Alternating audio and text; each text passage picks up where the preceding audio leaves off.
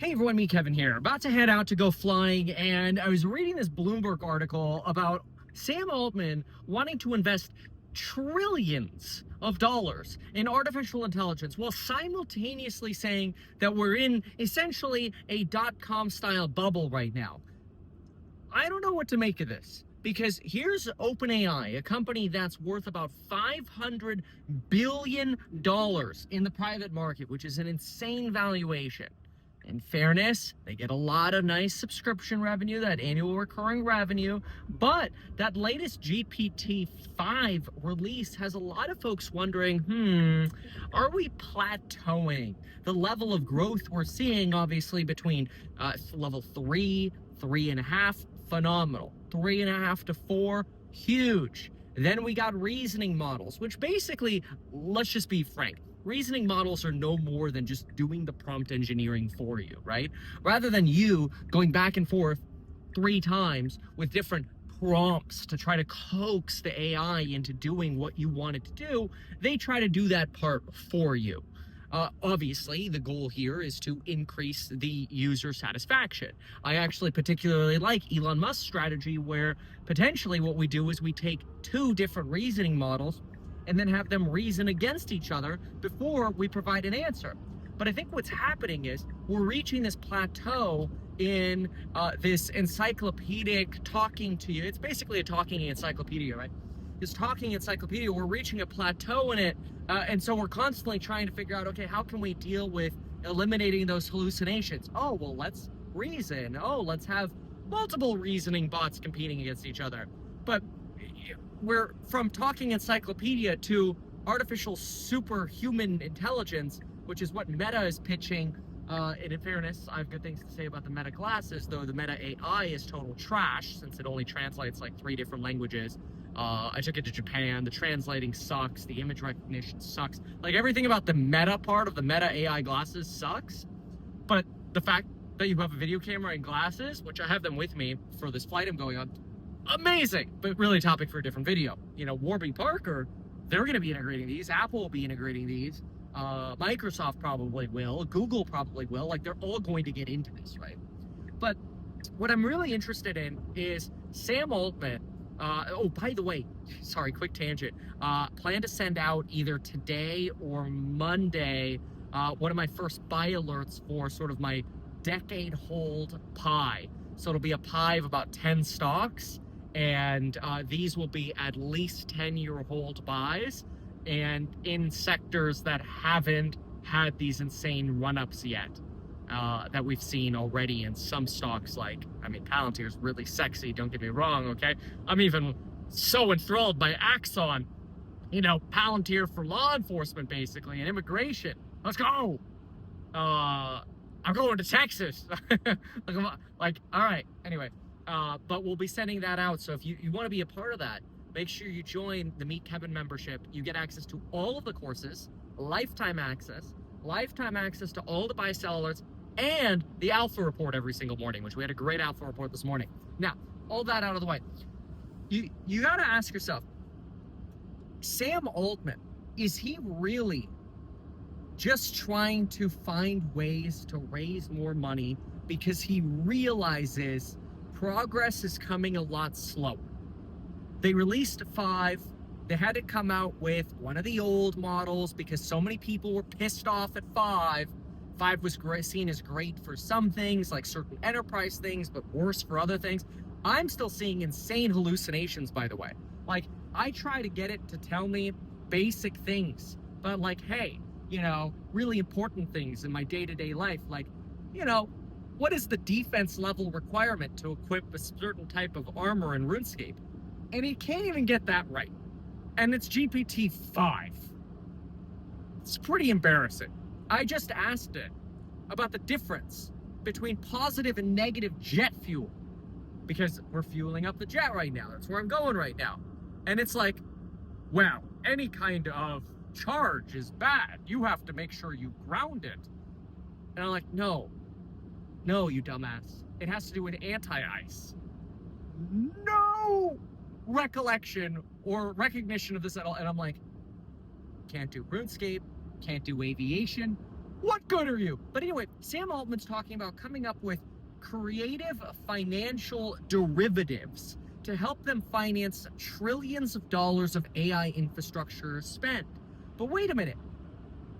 Y'all have like a $12 billion deal with CoreWeave, okay? Where CoreWeave buys the chips and CoreWeave will hold the bag of those chips, when those chips lose value.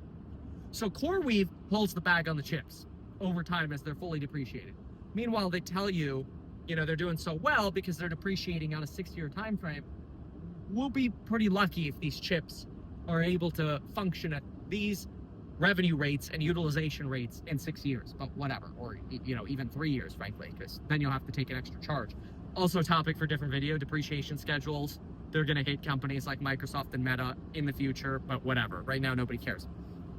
What I'm more interested in is, why is Sam Altman signing a $12 billion CoreWeave lease now all of a sudden turning into, oh yeah, we need to spend trillions of dollars on artificial intelligence? And his messaging is a little weird. He's literally saying, I understand we're in like a .com style bubble, and I understand some people are gonna think we're crazy, but let us do us. We're gonna come up with creative, complex derivatives to help us finance trillions of dollars of infrastructure spend for AI.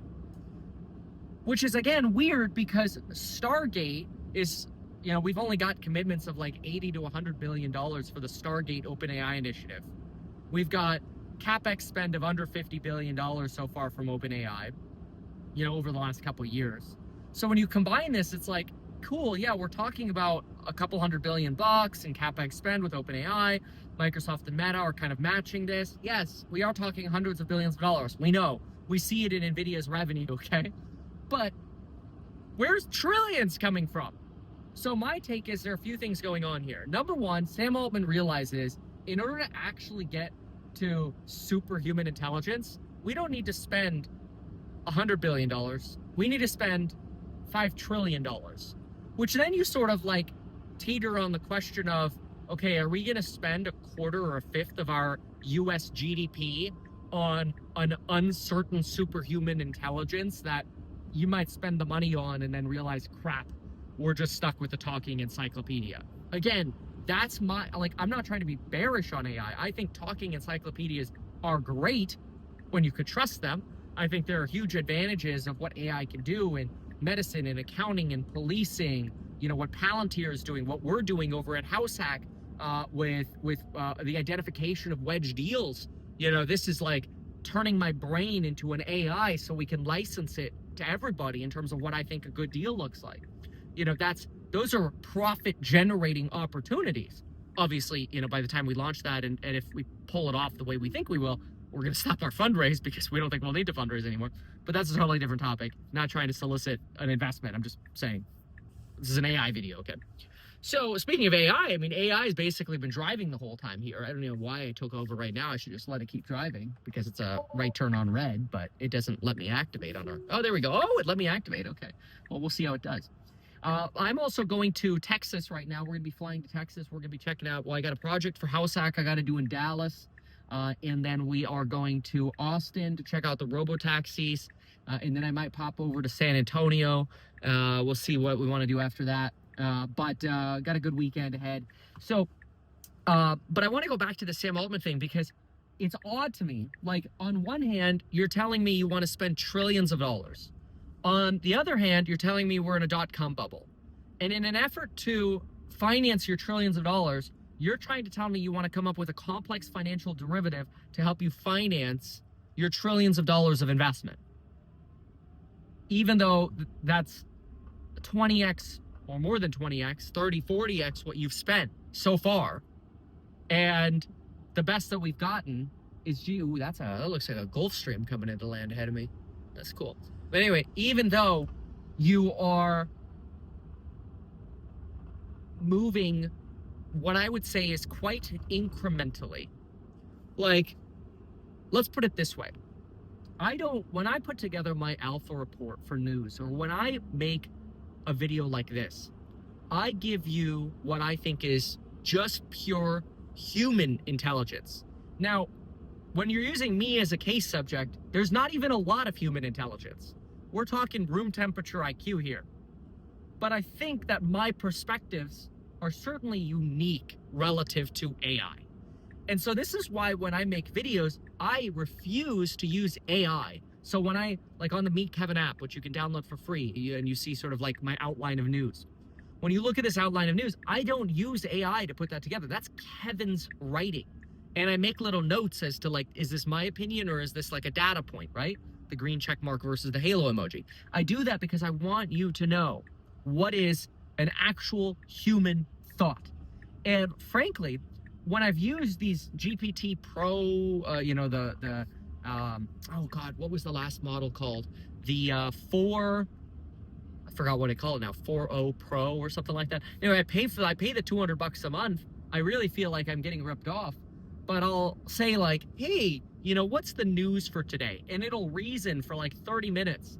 And then I'm like, man, that's pretty superficial. Like in that time, I could have just read the articles myself and then had my own perspective on them. I feel like it's just headline reading sometimes. Again, I'm not trying to be a bear. You can get into good prompting. You can get into good conversations. You can get into good legal drafting. You can get into really good work. I'm not trying to be a bear. I'm just saying the talking encyclopedia has its limitations and we're coming up against resistance. And I think that's why Sam Altman is like, we don't need Stargate and your stupid $80 to $100 billion of current commitments and maybe up to $500 billion, which part of that, most of that is probably just a Donald Trump knee bend. We need actually trillions of dollars. Trillions. And in order to finance it, because we can't get enough money, we're going to come up with some complex financial derivatives, but be careful because we're also in a dot-com bubble. I'm like, when I start hearing about derivatives and complex instruments to raise money, I start thinking about bubble. And this is exactly what I would expect a bubble boy to say. Is, hey guys, everybody else is going to suck. But trust us, give us trillions of dollars, and after you give us trillions of dollars, we will make it work. Trust us, bro. I don't know about that. Oh, they're setting up for an air show over here. Maybe I could show you some cool planes. Stick around for another minute and we'll see if I can give you a tour of some cool planes. I think they have an air show this weekend. I think I'm getting out right in front of it. But think about that why do I always do that? They put the window thingy right where, oh my gosh, I think there are jets over here. They put the window thing right where I put my elbow when I'm driving in the Cybertruck. I don't know, maybe it's just me. But I'm not complaining about the Cybertruck, okay? I like the Cybertruck. So if you're a Tesla fan, I'm not trying to be a Tesla hater, okay? All right.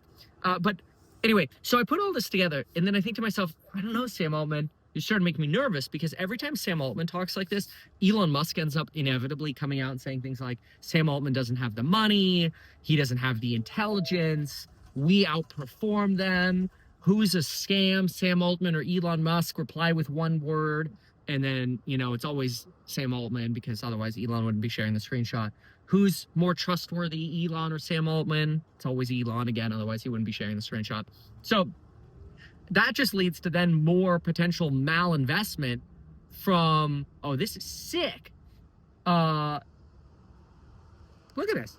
Hold on. Oh, dude, look at this. Hold on. Okay, there's my bird right there. But look at this. Captain Matthew Davin. Dude, that is sick. That's an extra fuel tank. I'm pretty sure. Down underneath. I don't think they have bombs out here. Anyway, let me make sure I don't cause any problems here. Yeah, because there's a plane taxiing right there. Good Lord. Look at this. How cool is this? This is sick. Sorry, I'm like nerding out a little bit about the aircraft. Anywho, so all of that makes me a little nervous. Now, look, I love NVIDIA and AMD and the money these companies make, but I have to say I get a little bit nervous over, hey, not how much are they affected by this investment from Sam Altman? I know positively, but how much has the stock market been, sort of pumped up under this impression of, oh, there's the plane that was landing coming in. But how much has the stock market been pumped up under this belief that, yeah, boss, we's going to super intelligence and, we's gonna win. I don't know. It's a little scary to me. So we'll see. But it is what it is, I guess. So anyway, thanks for listening to this. I do think we'll get a lot of cool AI in these birds over time, by the way. Pretty excited about that. And yeah, folks, see you in Texas. Thanks for being here.